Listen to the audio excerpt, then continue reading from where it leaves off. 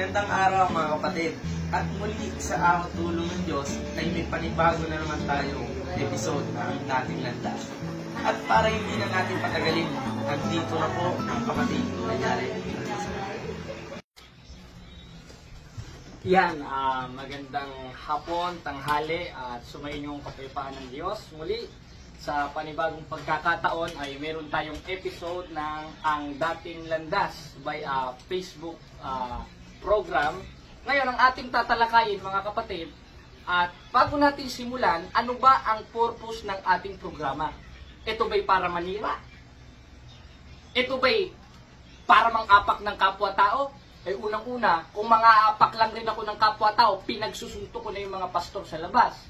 Ngayon, hindi naman pwede yon. Dahil ang ating pakikilaban, gaya ng sabi ni Pablo sa 2 Korinto 4:5, basahin natin mga kapatid, sapagkat ang sandata ng aming pakikilaban ay hindi laban sa laman. Aba, pag sinabing hindi laban sa laman, hindi suntukan ito, hindi tagaan ito. Dahil kung ang inutos ng ating Panginoon Kristo, tagaan, suntukan, pinagsusuntukan na sana yung mga pastor. Hindi naman yun ang utos eh.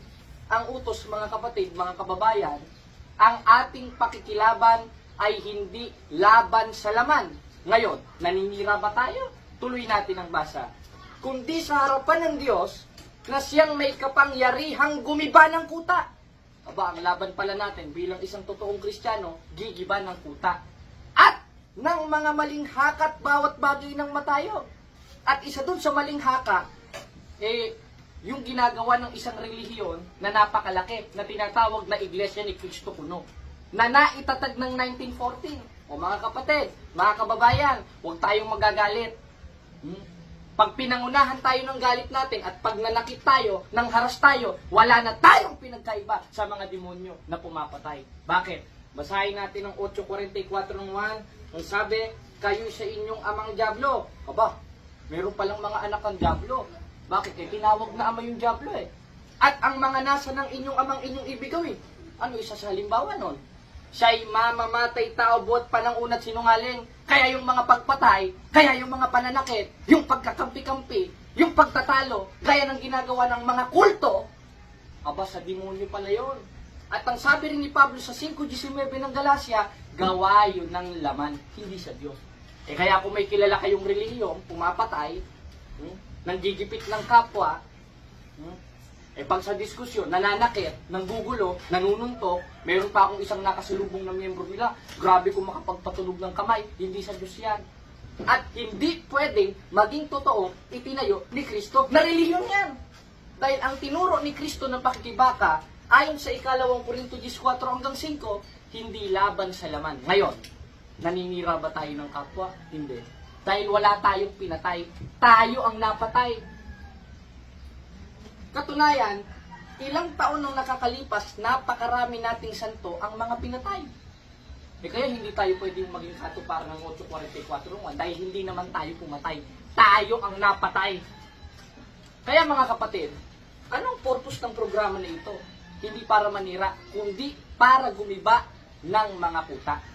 At bawat bagay na matayog na nagmamataas laban sa karunungan ng Diyos, sino yon? Yung mga mangangaral na nagpapakilala sila daw ay sugo ng Diyos.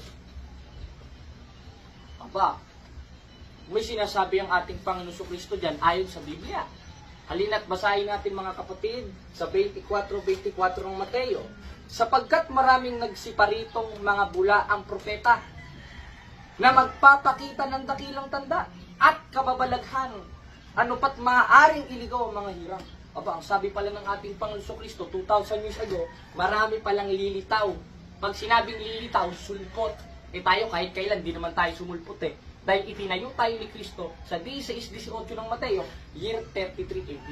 At yan ang Iglesia Katolika Apostolika Romana. Katunayan, pag binagbasehan natin ng historia, ayon sa 8:8 ng Hope, na read the book of history and see, iisa lang ang lalabas na ayaw basahin ng mga Iglesia ni Kristo at ng mga sektang itinatag lang ng tao. Basahin natin dito sa isang aklat, sa The New Book of Knowledge Encyclopedia, Volume 16, page 287. Nakalagay, the history of the Catholic Church began in upper room in Jerusalem, almost 2,000 years ago. About a 120 person. And that society was Jesus Christ found. Kaya ngayon, mag-uumpisa tayo sa isang tema, mga kapatid. Yung mga taga-ibang bansang nanonood, kahit saan man kayong panig ng mundo, sisimulan natin. At ang ating paksang pagsisimulan, mga kapatid, ano ang klaseng pangloloko na ginawa ng Iglesia ni Cristo sa kanilang palabas na Felix Manalo movie, na si Felix Manalo daw ay nanalo sa diskusyon sa mga pastorotot? Halina mga kapatid, panoodin natin dito sa video na ito na ipapakita ko sa screen at ating panoodin. Kung ako lamang po ang nagsabi, ay huwag po kayo maniwala. Subalit, sino po ba mismo? Kanino nang galing ang aral na si Kristo'y tao at hindi Diyos na tunay? Pakinggan po ninyo mismo ang pahayag ni Kristo sa Juan 8:40. Datapwat pinagsisikapan niyo akong patayin na tao. Sa inyo'y nagsasaysay ng katotohanan na aking narinig sa Diyos. Ano po ba mismo ang pinapatotoo ni Kristo sa kanyang likas na kalagayan?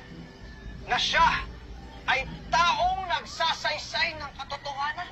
Iyan po ang itinuturo ng Iglesia ni Kristo, sapagkat yan ang katotohanan na sinabi ni Kristo.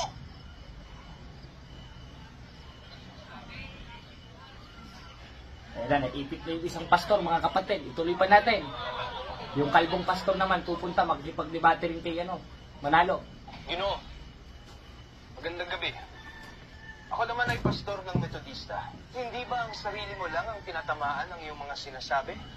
Pagkat hindi aral ng Diyos ang iyong tinuturo, Ginoong Manalo. Kung hindi ang sarili mong aral, ang aral ng tao. Nagkakamali po kayo, Ginoo. Wala po ni isang aral ang itinuro ko sa kanila na mula sa akin. Totoo ba yun? Ang Tuloy lahat natin. po ay pawang nasa Biblia lang. Anong wala? Hindi ba't ikaw lamang ang nagtayo nitong iglesyang ipinangangaral mo?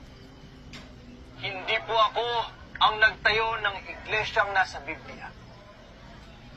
Sino po ba ang nagtatag ng iglesyang kinanganiban namin ngayon?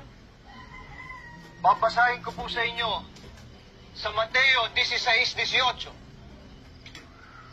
At sinabi ko naman sa iyo na ikaw ay Pedro, at sa ibabaw ng batong ito ay itatayo ko ang aking iglesia. At ang mga pintuan ng Hades ay hindi magsispalaig laban sa kanya. Malinaw po mga kapatid na si Kristo ang nagtatag ng iglesia. Magaling daw, panalo daw dito si At Felix. ano po ang pangalan ng iglesyang itinayo ni Kristo? Pakinggan niyo po sa aklat ng Roma 16:16. Mangagbatian kayo ng banal na halik. Binabati kayong lahat ng mga iglesia ni Kristo. Iyan po ang iglesyang totoo. Iglesyang kay Kristo, iglesyang sa Diyos. Ayun, mga kapatid. At diyan nagtatapos ang debate ko ni Felix Manalo, panalo daw siya. Pero unang-una, anong mga talata ang pinagbasihan ni Felix Manalo sa talata o sa movie para makapanloko ng tao? Unang-una, yung isang pastoroto nagtanong sa kanya, paano mo mapapatunayan na si Kristo'y tao? Binasa ni Felix Manalo yung 8:40 ng 1. Kung ako lang ang nagsabi, sabi ni Felix Manalo, huwag niyo kong paniwalaan. Si Kristo mismo ang nagsabi sa 8:40 ng 1, ang sabi ni Felix Manalo. At sinasabi ko naman, ngunit pinagsisikapan niyo kung patayin na tao. Magbasa si Felix Manalo tao! Na sa inyo'y nagsasaysay ng katotohanan, aking narinig sa Diyos. At sabi pa ni Felix Manalo, nag-premise siya, ito ang katotohanan, sinabi ni Kristo na siya'y tao. Kung di ka ba naman engot, hindi mo rayon mga kapatid kung di ka ba naman engot, bakit? Bakit pa sinabi Felix Manalo? Ito ituturo ko sa iyo kung nakikinig ka man, o yung mga alagad mo, lalo ka na Ramil Parba. Bakit ba sinabi ni Kristo sa 8:40 ng 1, gaya ng ipinaksa natin ng una sa first episode ng ang dating landas, na ako'y tao, instant, na ako'y Diyos? Dahil unang-una, pag binasa natin ang aklat ng Filipos 2:5 hanggang 8, basahin natin, mangagkaroon kayo sa inyo ng pag-iisip na ito'y na kay Kristo Jesus din naman. Na bagamat siya'y Diyos, hindi naman pala tao, ay hindi niya inaring isang bagay na nararapat panagnan. Sunod, ang pagkapantay niya sa Diyos. Kundi bagkus sinubad niya ito't nag-anyong alipin at nakitulad sa tao. Nakitulad naman pala sa tao eh. Kaya mo lang naman sinabing nakitulad ka sa tao kasi hindi ka tao. Sunod, at siya'y nagpakababa. Ayun naman pala, Mr. Felix Manalo, na mayapa ka na lang, hindi mo man lang naintindihan yan, pati yung mga alagad mo, pati yung mga ministro mo, na kaya sinabi ni Kristo sa 8:40 ng 1 na siya'y tao, dahil ayon kay Pablo, na inutusan ni Kristo sa Filipos 2:5 hanggang 8, siya'y nakitulad sa tao. Kaya kung paano ang tao umaamin na siya'y tao, ganun rin ang ating Panginoon Kristo. Bakit? Nasa kalagayang tao siya. At pag binasa natin ang aklat ni Juan sa 1:14 ng 1, nagkatawang tao ang verbo. At hindi porket nagkatawang tao siya, at sinabi nga sa 8:40 ng 1 na siya'y tao, eh hindi na siya Diyos. Dahil unang-una, wala namang sinabi sa 8:40 ng 1 na ako'y hindi Diyos. At wala naman tutulang Iglesia Katolika Apostolika Romana na si Kristo'y tao. Dahil ayon sa CCC, o sa ating official doctrine mga kapatid, si Kristo'y 100% na tao, si Kristo'y 100% na Diyos. At yun rin ang sinabi ni Pablo ayon sa 2:9 ng Colosas, na sapagkat sa kanya nananahan ang likas na kalagayan ng pagka-Diyos, nananahan pala sa kanya, nang siya'y maging tao. Tapos, kumbaga sa boxing, black eye na. Bakit? Si Pablo na mismo nagsabi. Tanong, sino bang nag-utos kay Pablo na magsulat ng mga bersikulo, magsulat ng mga talata? Basahin natin ng 14:37 ng unang Korinto, ang sabi, kung iniisip nino man na siya'y propeta o ayon sa Espiritu, ay kilalanin niyang mga bagay na sa inyo sinusulat ko. Na ano? Napawang utos ng Panginoon. Aba, lahat pala ng sulat ni Pablo, utos ng Panginoon. At isa doon sa isinulat ni Pablo na utos ng Panginoon, sa 2:9 ng Colosas, nananahan kay Kristo yung kapuspusan ng pagka-Diyos nang siya'y maging tao. At kaya niya sinabi sa 8:40 ng 1 na siya'y tao, hindi Diyos, dahil nasa kalagayang tao at nasa kalagayang pagpapakababa siya. Ganyan nyo ba hindi naintindihan yan? Letra por letra na ito eh. Katunayan, nung nakita siya ni Tomas, sa 20:28 ng 1, sinabi sa kanya ni Tomas, Panginoon ko, Diyos ko. Eh kung nandun si Manalo, mag-aaway sila eh. Bakit? Hoy Tomas, mali ka. Tao lang yan. Sino paniniwalaan ko sa inyo? At sinong paniniwalaan natin mga kapatid? Si Manalo o ang mga apostol? Yung mga apostol na. Dahil hindi naman sila nagsusulat ng chismis. Dahil ang sinusulat nila, 1:3 ng unang 1, yung nakita at narinig nila. At isa doon sa nakita at narinig nila, 5:20 ng unang 1, ang sabi, ito ang tunay na Diyos at buhay na walang hanggan. Kaya ito, yung subject of the sentence na pinatutungkulan nun ay si Kristo. Dahil siya yung nagkatawang tao na naparito. Anong sabi? Sa makatwid bagay sa kanyang anak na si Yesu Kristo, ito ang tunay na Diyos at buhay na walang hanggan. Ngayon, yung isang argumento ni Felix Manalo, na para patunayan na sila daw ang iglesia. Sabi kasi nung isang pastor na kalbong pastor yun eh. Ano ka?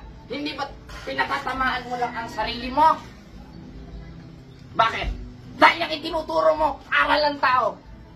Sabi ni Felix Manalo, kahit kailan, hindi ako nagturo ng sarili kong aral. Dahil hindi naman ako nagtatag ng sarili kong iglesia. Totoo ba yan, Felix Manalo?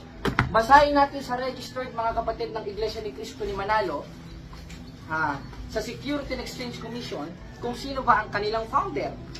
Ito ang ating mababasa mga kapatid dito sa ng Iglesia ni Cristo Atanasio Morte sa kanilang register. Ang nakalagay, that the founders of this association are, sino ang founder ng asosasyon nila? Felix Manalo. Kaya mismo si Felix Manalo kinukontra yung sarili niya. Dahil mismong pahayag ni Felix Manalo sa kanilang registered sa Security and Exchange Commission na ang founder nila ay si Felix Manalo. Ano ba ibig sabihin ng founder? Tagapagtayo. Sinong nagtayo sa kanila? That the founders of this association are Felix Manalo. E di founder nila si Manalo. Ngayon, ikinot siya yung 16:18 ng Mateo. Ang sabi, ikay Pedro. Hindi naman sinabi ng ikay Manalo. At sa ibabaw ng batong ito, hindi naman sinabing, sa ibabaw ng kapilyang ito, na may tusok, itatayo ko ng aking iglesia ni Manalo. Wala namang gawin. Ang nakalagay, ikay Pedro, sa ibabaw ng batong ito, itatayo kong aking iglesia. Tanong, sila ba yun? Hindi. Dahil na-registered sila in 1914, not 33 AD. Because iglesia ni Manalo and mismong si Felix Manalo is not exist in 1st century. Dahil nakapagtayo lang sila, nakapagrehistro lang sila, lumabas lang daw ang tunay na iglesia noong 1914. Sino maniniwala sa inyo?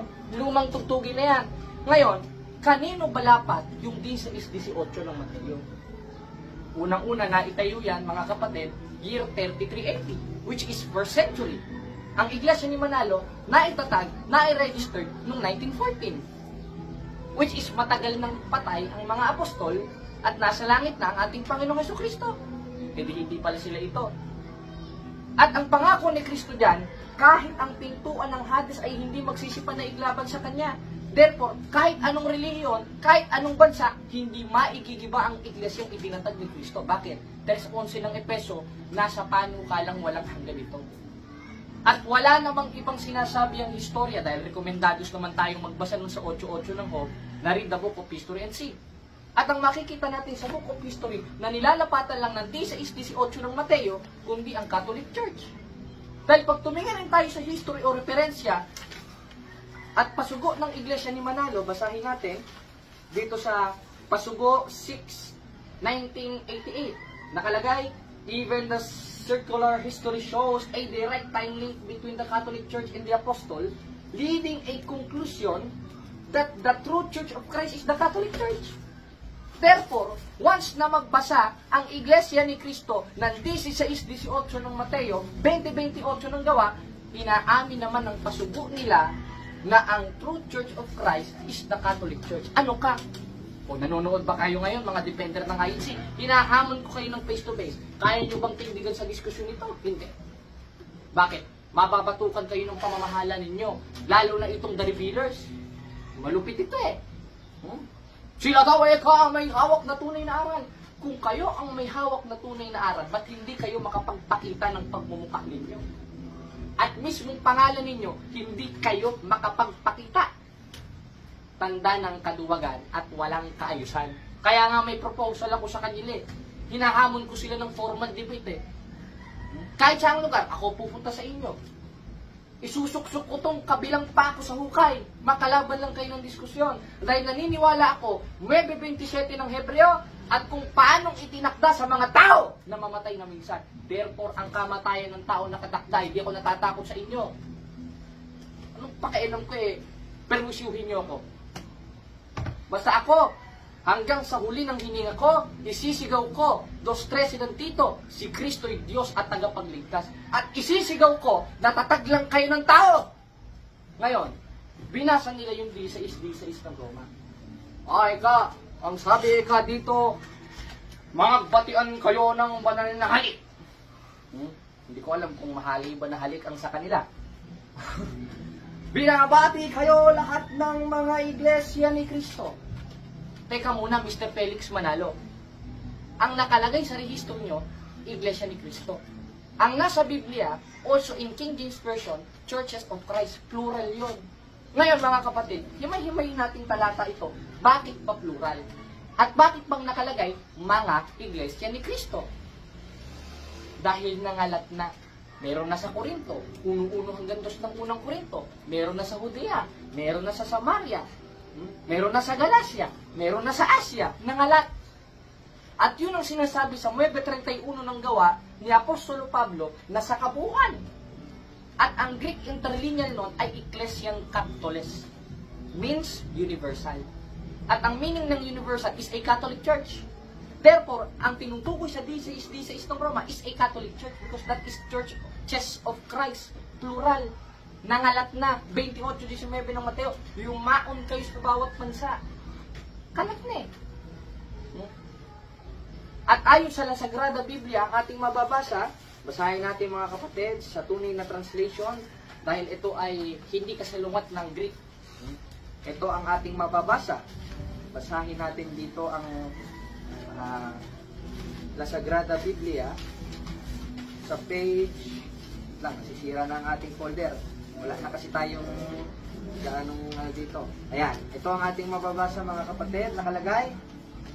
Sa La Sagrada Biblia, letra por letra ating mababasa, Las Iglesias Católicas Apostolica Romana. May 31 nung ka, bakit nangalat na kasi? At ang Greek interlineal, Ecclesian Catholes, means universal. Therefore, the right translation of 931 of Book of Acts is the Sagrada Biblia. Basahin natin. Y Galilea, y Samaria, y eran edificadas en dando el tenor, el Señor, e consuelo del Santo Espíritu eran multiplicadas. Letra por letra. Na ano? Iglesia Católica Apostolica Romana. Dahil naisulat yan at naitatag yan year 33 AD. Ngayon, ano bang sabi ng Iglesia ni Manalo? At ano bang sabi ng historia tungkol sa Iglesia Católica Apostolica Romana? At sino ang nagtatag nito? Nang ating pinag-aralan na yung D6 ng Roma, hindi sila. Dahil ito'y nangalat. Naging churches. Nagkaroon sa Galilea. Nagkaroon sa Judea. At yun yung tinatawag na universal. At sabi sa 9:31 ng gawa, sa La Sagrada Biblia, yun ang Iglesias Católicas Apostolica Romana. At hindi rin naman pwede yung Iglesia ni Soriano yun. Dahil sabi ni Soriano, sabi sa 3:6 ng Efesos, pamagitan ng Ebanghelyo, naanib kami sa tunay na Iglesia. Kung kayo naanib sa tunay na Iglesia, nung wala pa si Soriano, nung wala pa si Nicolas Perez, sino ang obispo ninyo? Wala. Bakit? Sulpot kasi kayo ng 1980s. Therefore, hindi kayo yung tunay na Iglesia ng Diyos na nasa Biblia. And according sa katuruan ng simbahan, ano ba ang Iglesia ni Kristo o ano ba ang Iglesia ng Diyos na lagi nating nababasa na kinaanliban ng mga apostol? Basahin natin sa CCC 8:11. Ito ang ating mababasa, mga kapatid.